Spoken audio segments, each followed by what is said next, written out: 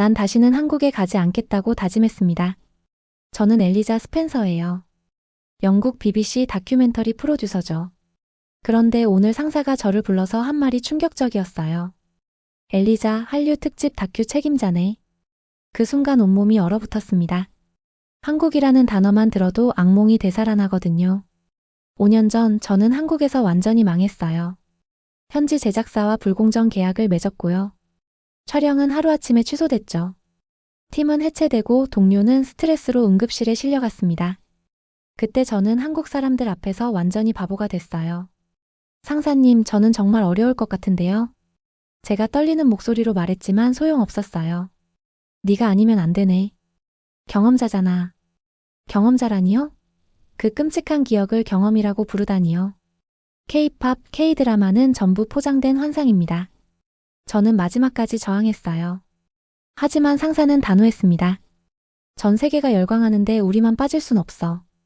결국 저는 굴복했죠. 월급쟁이의 숙명이니까요. 집에 돌아와서 인천공항행 티켓을 예약하면서 계속 중얼거렸어요. 또 속겠지. 또 무시당하겠지. 5년 전 그 모욕적인 순간들이 생생히 떠올랐습니다. 짐을 싸면서도 분노가 치밀었어요. 이번엔 절대 당하지 않겠어. 냉정하게만 보겠어. 카메라를 챙기면서 다짐했죠. 감정은 접어두고 오직 일만 하겠다고 말이에요. 공항 가는 택시에서 마지막으로 생각했습니다. 한국은 나를 배신한 나라야. 이번엔 내가 진실을 폭로할 차례지.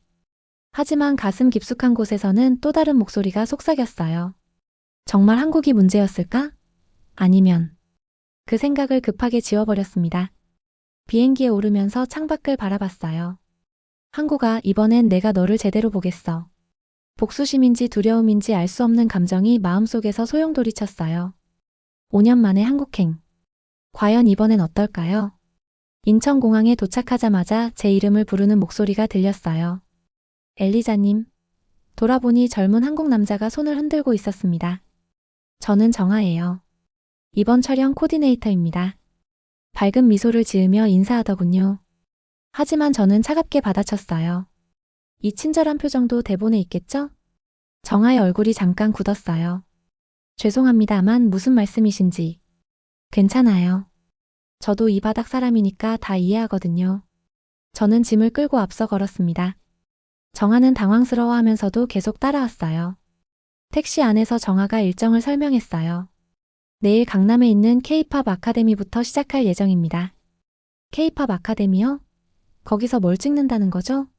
외국인들이 한국 문화를 배우는 모습을. 저는 한숨을 쉬었어요. 예상대로네요. 또 그런 뻔한 스토리. 다음 날 아침 K-팝 아카데미에 도착했습니다. 땀을 흘리며 춤을 추는 외국인들을 보니 기가 막혔어요.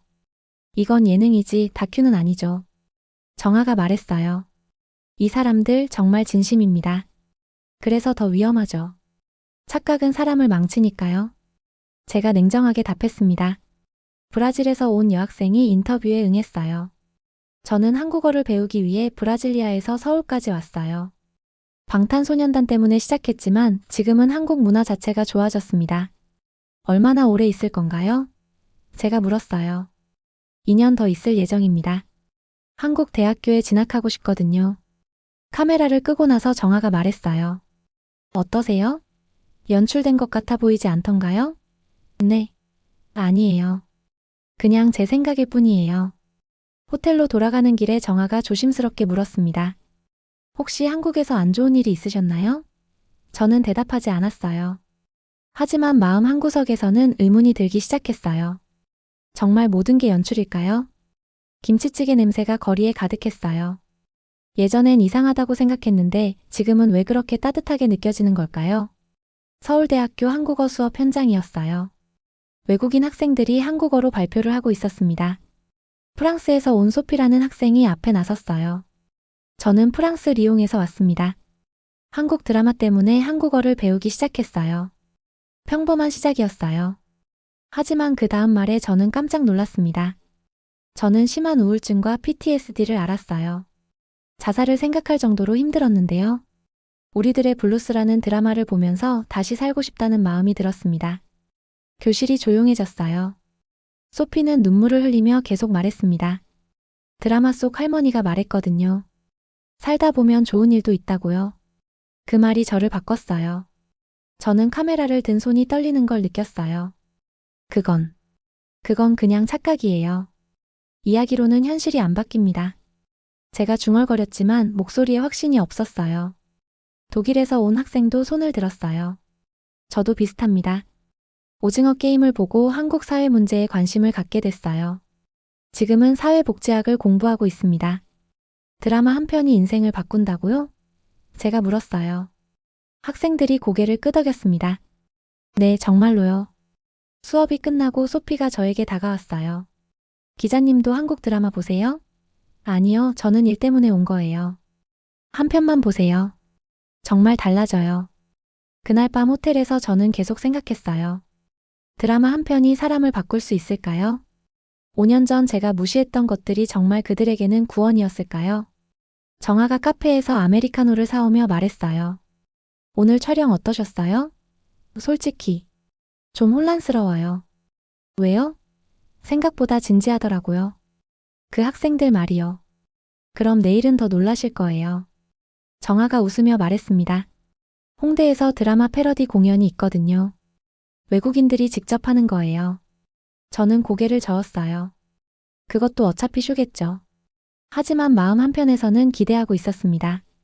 정말 쇼일까요? 아니면 진심일까요? 한복을 입은 할머니가 지나가시더라고요. 그 모습이 왜 이렇게 아름답게 보이는 걸까요? 홍대 포장마차에서 정아와 마주 앉았어요. 소주 한 잔을 마시고 나니 마음이 조금 편해졌습니다. 그런데 정아가 갑자기 물었어요.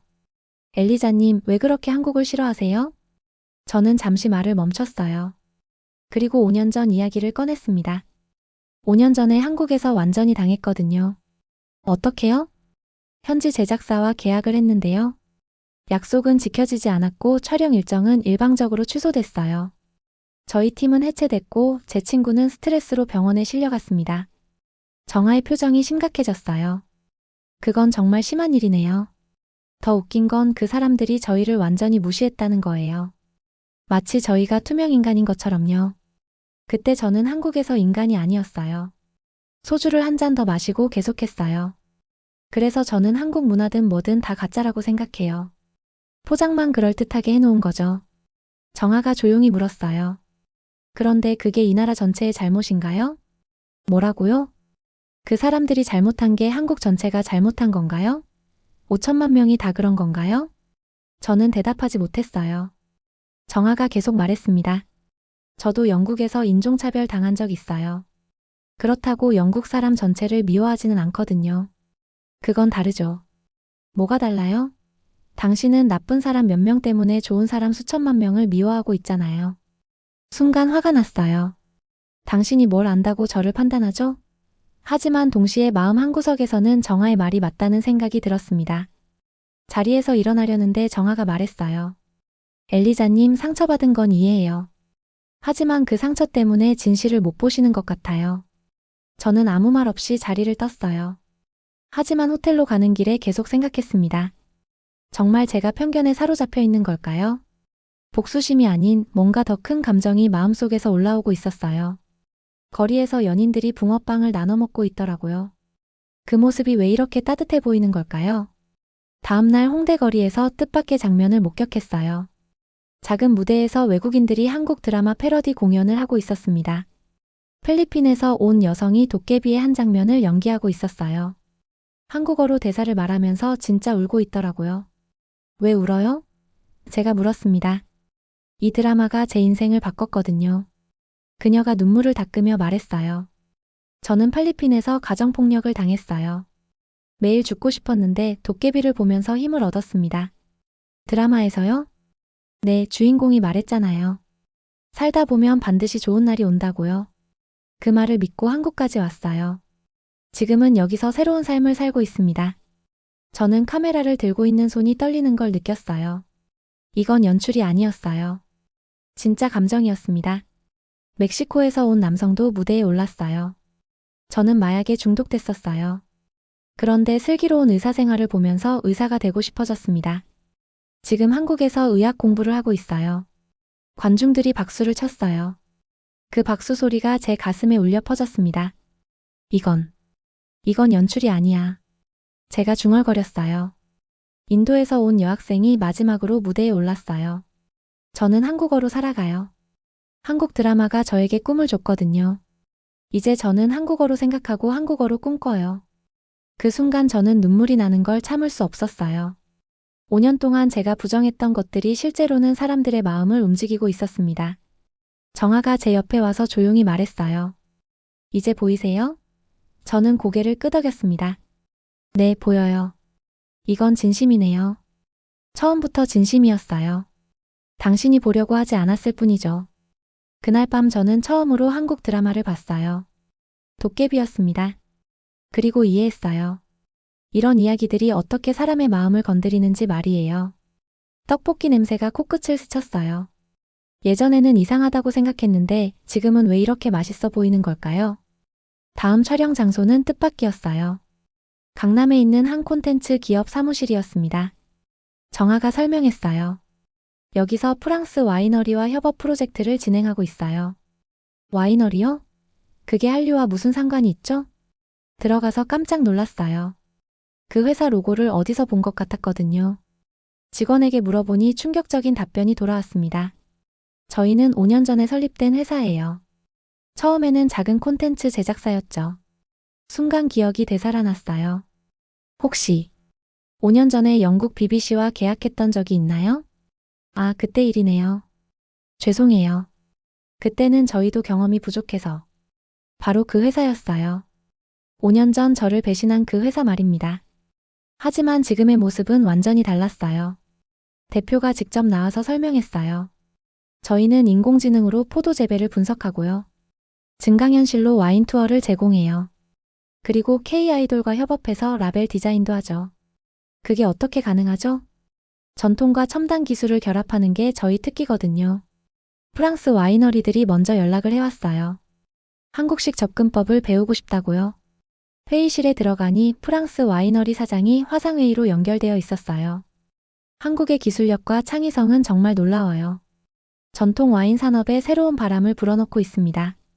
촬영을 마치고 나서 대표가 저에게 사과했어요. 5년 전 일 정말 죄송했어요.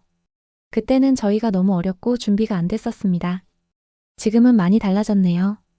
네, 그때 실패를 교훈으로 삼아서 더 열심히 했어요. 이제는 유럽 10개국과 협업하고 있습니다. 밖으로 나오면서 정아가 물었어요. 어떠세요? 솔직히 충격이에요. 이 회사가 5년 전에 저희와 일했던 곳이거든요. 그래서 더 의미 있는 것 같아요. 사람도 회사도 변할 수 있다는 걸 보여주니까요. 저는 처음으로 인정했어요. 이 나라 생각보다 훨씬 더 진지하네요. 한국에 대한 제 생각이 서서히 바뀌고 있었습니다. 한옥과 고층 빌딩이 함께 있는 풍경을 봤어요. 전통과 현대가 조화를 이루는 모습이 참 아름답더라고요. 드디어 다큐멘터리 촬영이 모두 끝났어요. 편집을 마치고 제목을 정했습니다. 진심이 움직이는 나라 코리아. 런던으로 돌아가서 BBC 내부 시사회를 열었어요. 동료들의 반응이 뜨거웠습니다. 엘리자, 이거 대박 날 것 같은데? 한국에서 뭘 본 거야? 완전히 달라졌잖아. 상사가 저를 불렀어요. 엘리자, 정말 좋은 작품이야. 그런데 너 많이 변했구나. 어떤 면에서요? 5년 전에는 한국 얘기만 나와도 인상을 찌푸렸는데 지금은 눈이 반짝이잖아. 맞았어요. 저는 변해 있었습니다.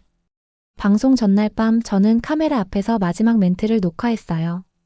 처음에 이 다큐는 제 사과였습니다. 5년 전 실패한 작업에 대한 사과 말이죠. 하지만 지금은 제 고백이에요. 한국이 변한 게 아니라 제가 저 자신을 편견이라는 감옥에 가둬왔던 거죠. 한류는 가짜가 아니었어요. 진짜보다 더 진짜였습니다. 방송이 나간 다음 날 시청률이 발표됐어요.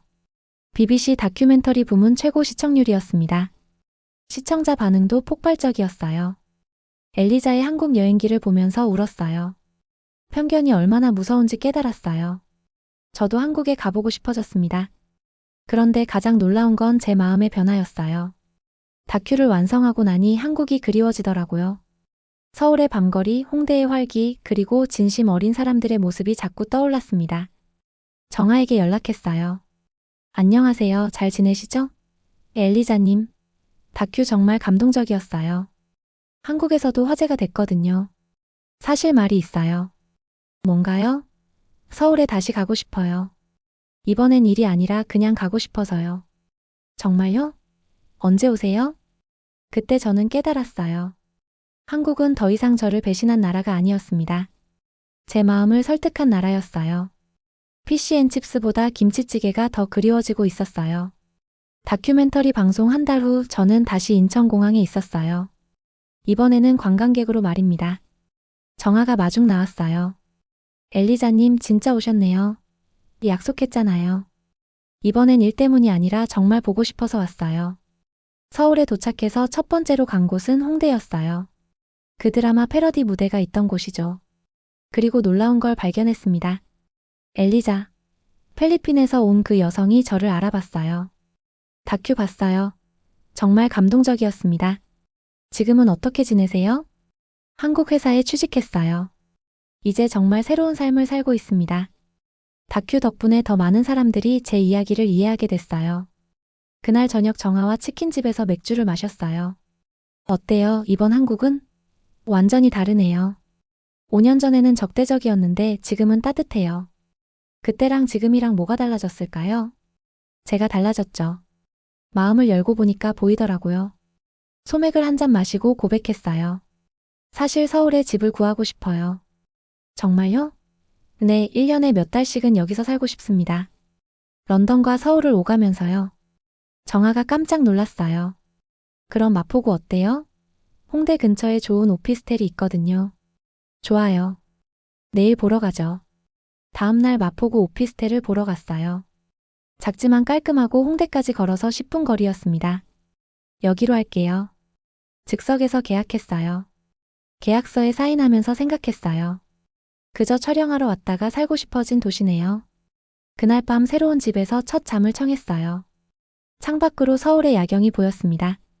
5년 전에는 적대적으로 보였던 그 불빛들이 이제는 따뜻하게 느껴졌어요. 마지막 날 정아와 한강에서 치킨을 먹었어요. 이젠 나도 치맥 없인 못 살겠어요. 그럼 다음에 오면 제주도 해녀 체험 어때요? 맥주잔을 부딪히며 외쳤습니다. 자, 서울의 마음을 빼앗긴 여자를 위하여. 그리고 편견을 버린 용기를 위하여. 런던으로 돌아가는 비행기에서 생각했어요. 한국은 이제 제게 두 번째 집이 됐습니다. 5년 전 저를 배신한 나라가 아니라 제 마음을 치유해준 나라로 말이죠. 편견이라는 감옥에서 벗어나니 세상이 이렇게 아름다웠구나. 한국 고마워요. 그리고 미안해요. 여러분은 어떠세요? 혹시 어떤 나라나 문화에 대해 편견을 갖고 계신가요? 아니면 한국에서 특별한 경험을 하신 적이 있나요? 댓글로 여러분의 이야기를 들려주세요. 이 영상이 도움이 되셨다면 좋아요 버튼 꾹 눌러주시고 구독과 알림 설정까지 해주시면 더 많은 감동적인 이야기로 찾아뵙겠습니다. 다음 영상에서는 한국에 정착한 외국인들의 진짜 속마음을 들려드릴 예정이에요. 놓치지 마세요.